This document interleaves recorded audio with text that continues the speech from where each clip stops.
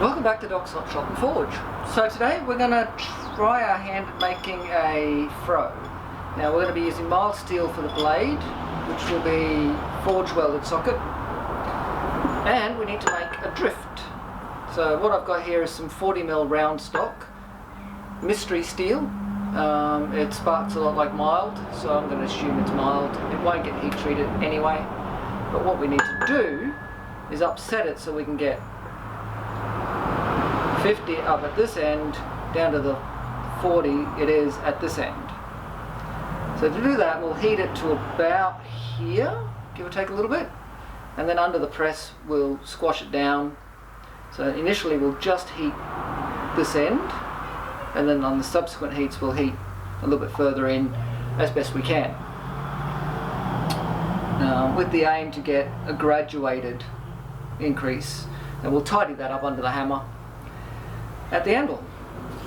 So, and for the blade itself,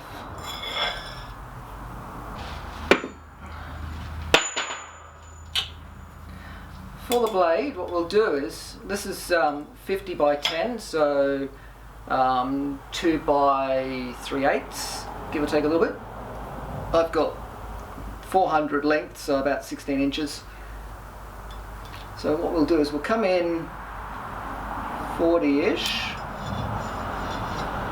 and we'll do a set down, and then at about 80-ish we'll do another set down, and this edge here will forge out to make the scarf for the weld. This will draw down to about 5mm, and that should give us about 150 mils worth of length, which should give us enough material to make the socket. This will forge down a little bit so that we go from 28-ish out to about 350,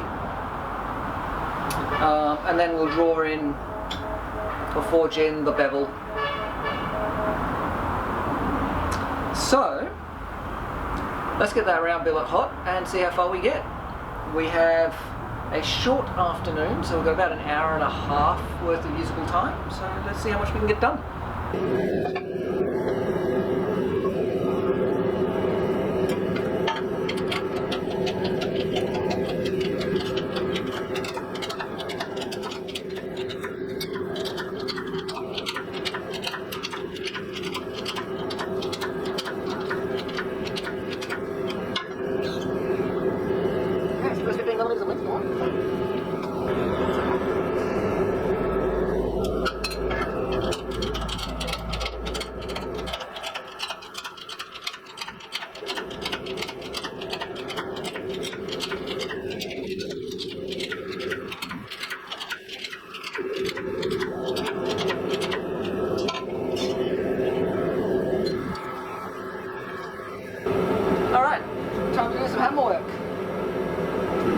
Because of the chilling effects of the dies on the press, the very top and bottom don't actually move much. Now I don't want the bottom to move much, or the thin end. I do need the top end to move, so I'm getting it really hot, and I'm going to do it under the hammer.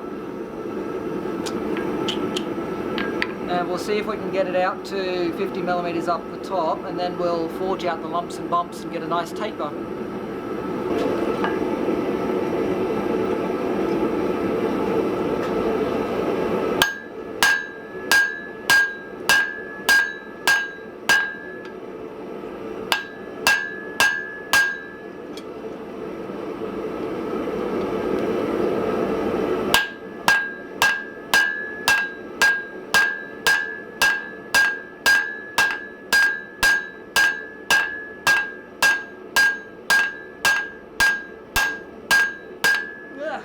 Skitterish.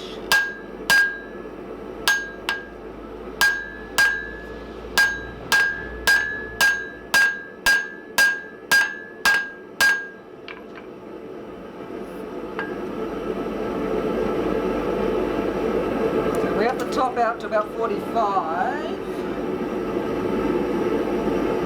So we're getting that hotter yet.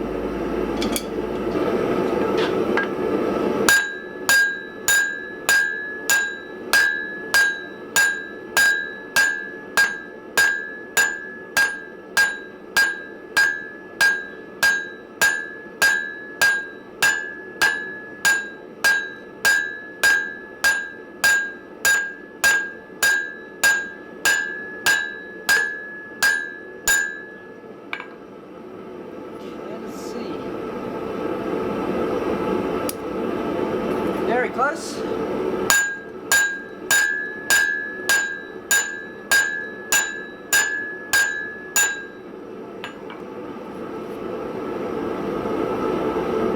That's it. Now, we're going to get the lumps and bumps out.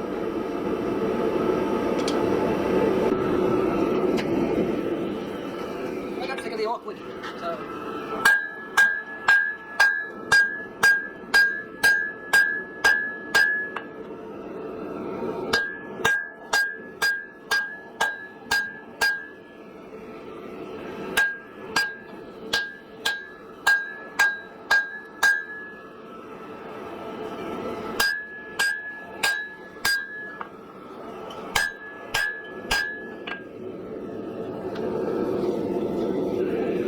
plenty of heat in that.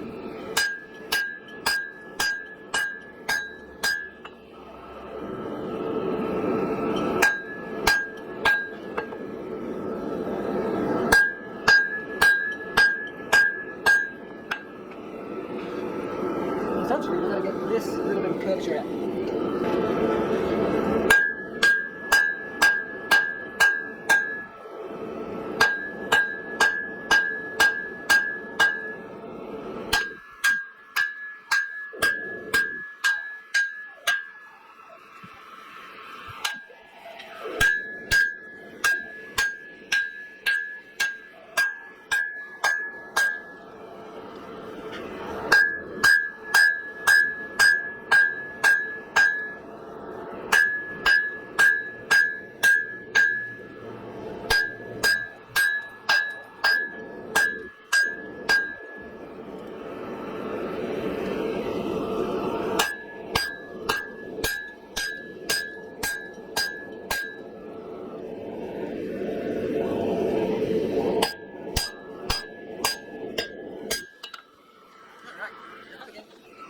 So that's the drawing out done.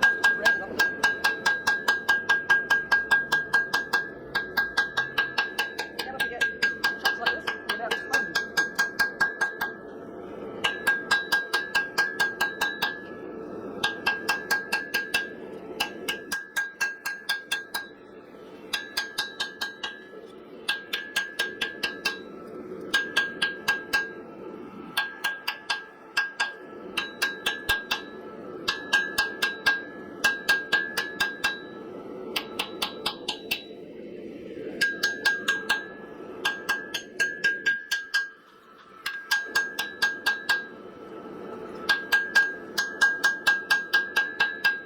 Most of this is just punishment. Punishing around all the legs. It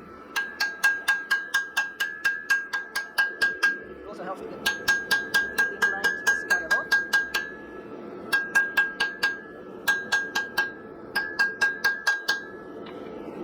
Alright, let's work on this area up here.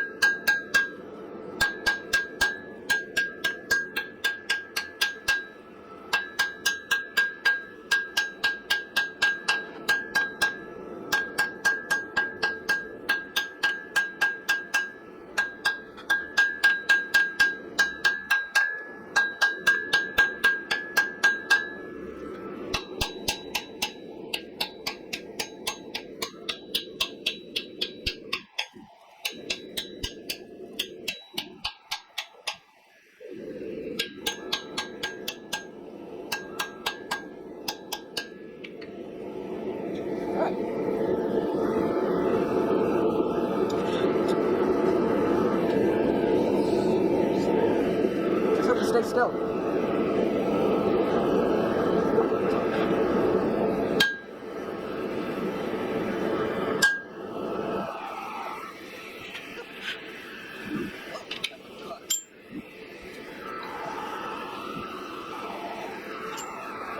Want this nicely supple.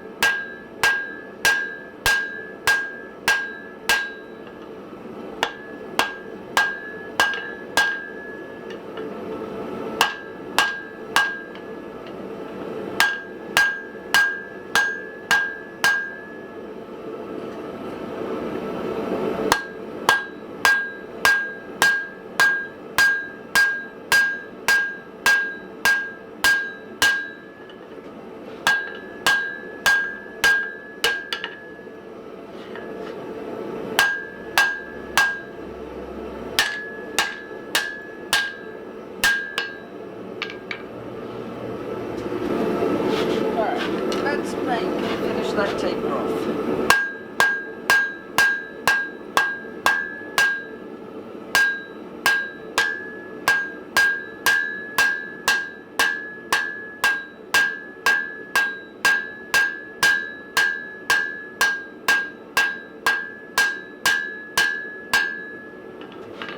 Pretty much down to thickness.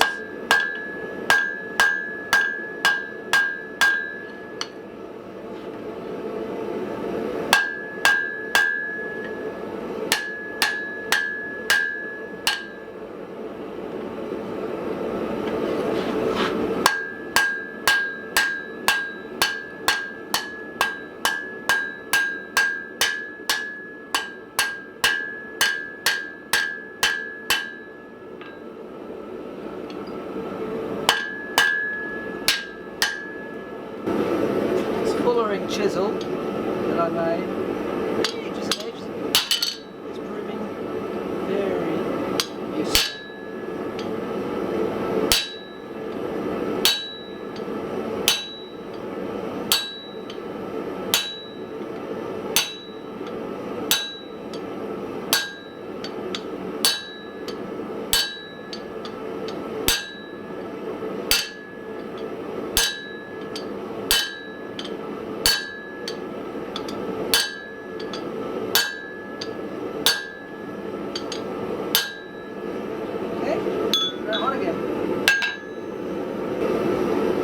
I'm going to have to dress this one soon. Now, these cracks are why you don't use linear wrought iron for struck tools. You always use the coiled up, so the jolly roll technique to weld up your billet. So this one was made out of the buggy axle and will fail pretty soon because these cracks will propagate. I'll still get probably another couple of years out of it, but I will have to replace it pretty soon.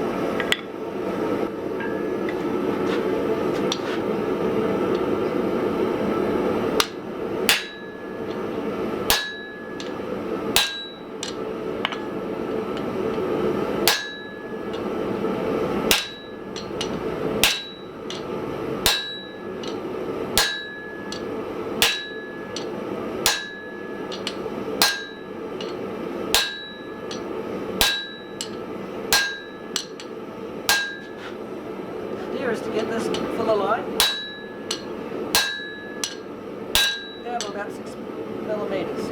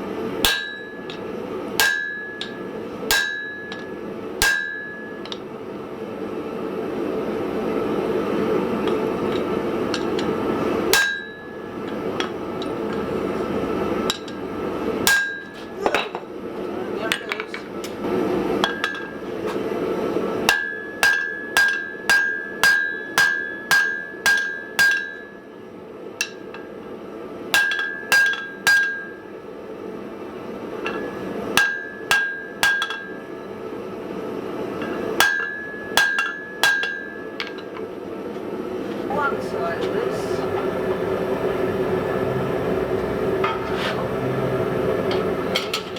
Flat packing underneath.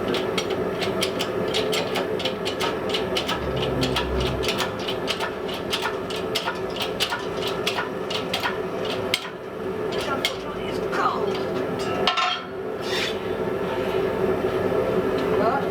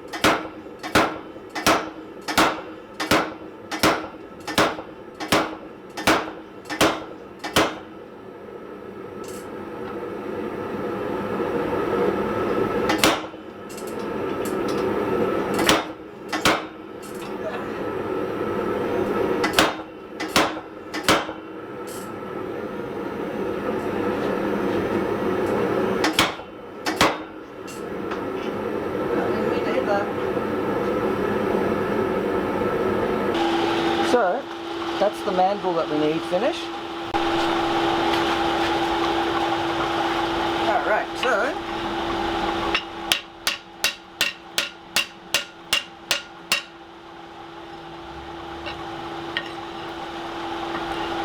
I need to bend that pretty sharply.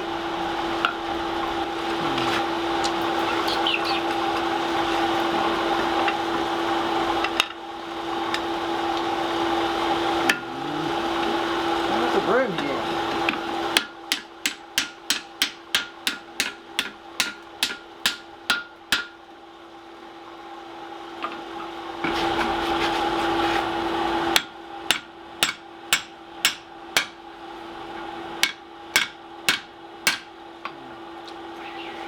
What I need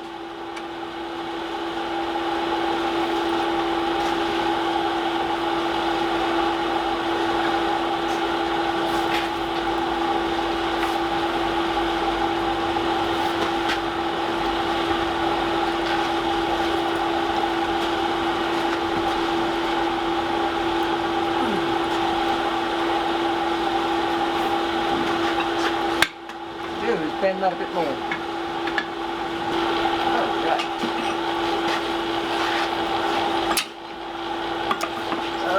Give it that.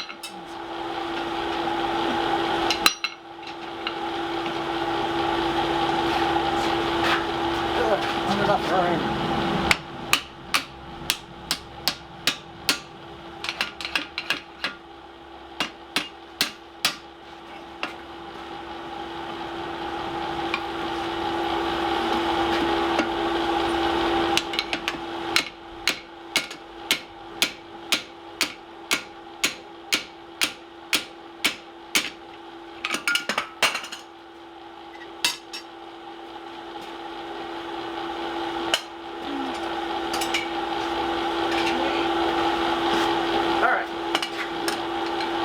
So, we have those lining up pretty well. Now we need to form the eye of the dove. Alright, let's do this thing.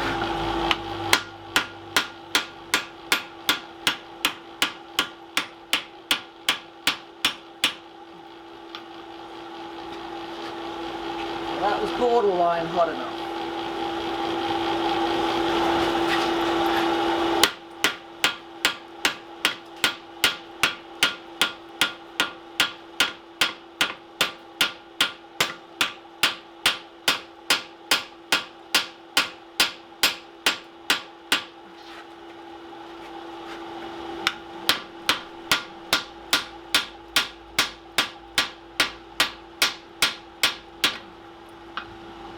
Okay, I think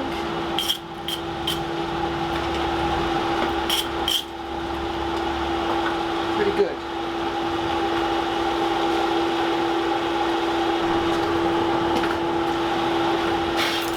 Alright, we're going to switch out to a heavier hammer so we can start working that material, the excess thickness, back in.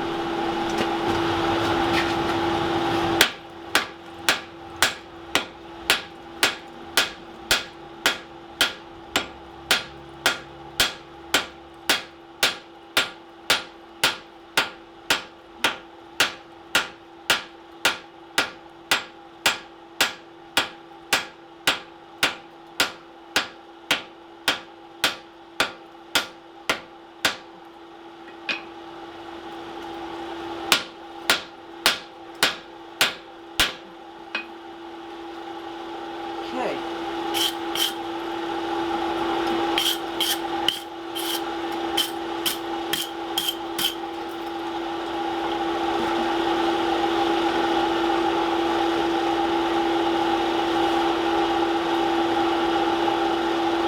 Fairly certain that we've got that welded. Now it's just a matter of keeping it. It doesn't start splitting.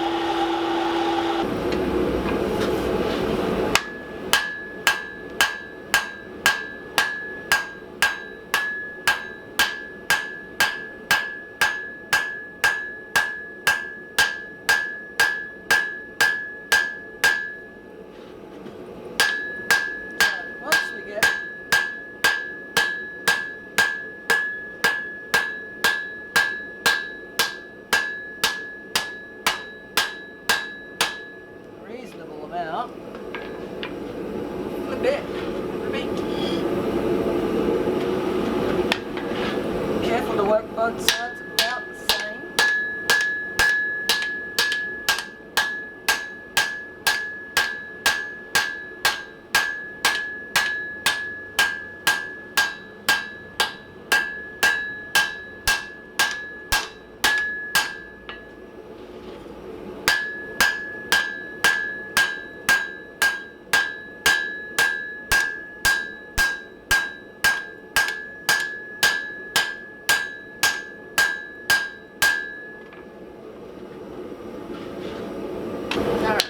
We're at the scarf. The scarf is here. If you remember when we started, the scarf was only about 4 centimetres worth of material.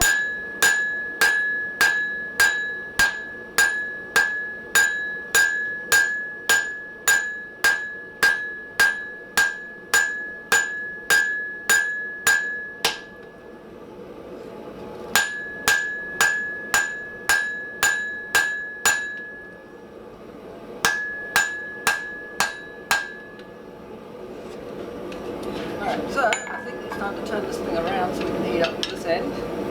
We have about 10 centimetres to go on this.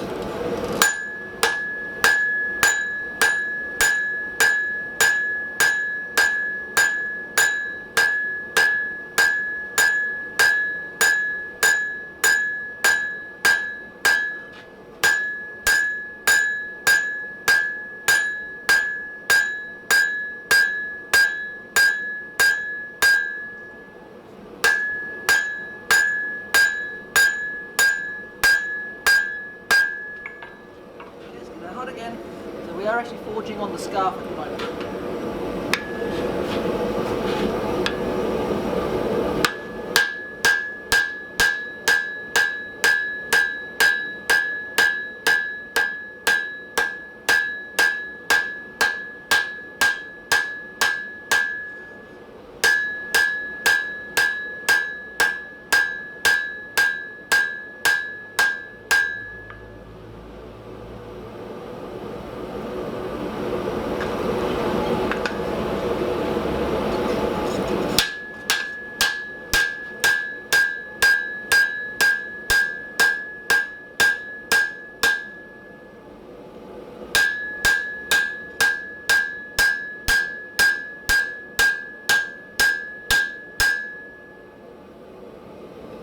Okay, let's straighten it. And take that sweep out of it. Think about having such a huge anvil, lots of space to balance things.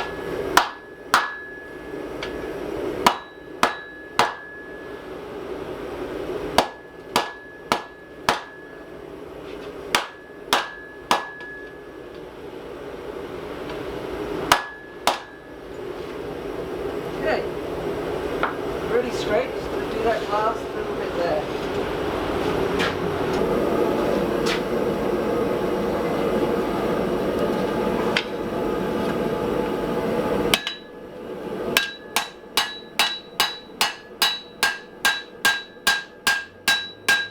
This is just light work.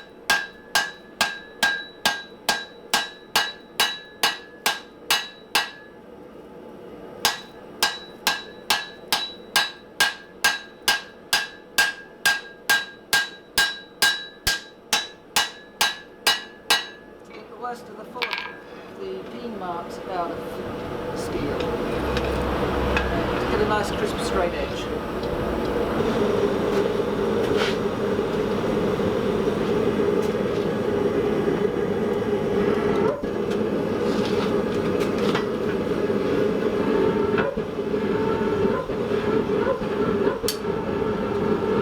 And we're out of gas.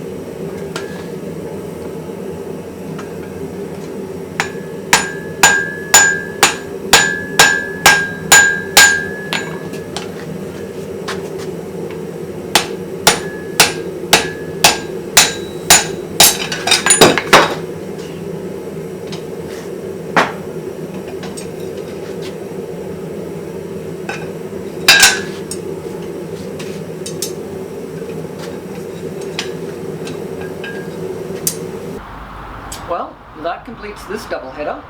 So we've made a substantial drift for doing large tapered sockets. That'll work on pretty much anything that needs a tapered socket, up to and including probably small pickaxes, because once you've got it round and tapered, you can just flatten it out a little bit to get the oval. So that'll probably work. And we have the finished Froe. Short little bit of video at the end showing it being used. Yes, I don't have anything proper to actually cleave with it. We don't have a fireplace, so I don't have any firewood. So I've just used some scrap from the shop. The handle is a cheap Bunnings hoe handle, so nothing special. Coincidentally, it just happens to fit. So I'm going to say no to that. I'm considering putting this one up on the Etsy. Haven't quite decided that yet, but probably will. So, if you've enjoyed this one, hit the thumbs up. Feel free to share on social media, and if you haven't already subscribed, I'd love it if you hit that subscribe button. When you do, don't forget, ring the notification bell. So get out to your shop, have some fun, do something a little bit out there. But above all, stay safe, and I'll catch you for the next one.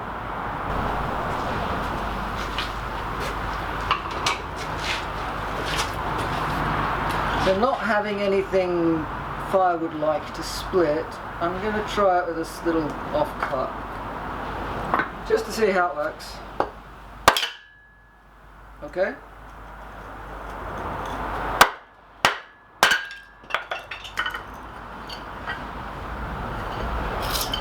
That, I'd say, is very effective.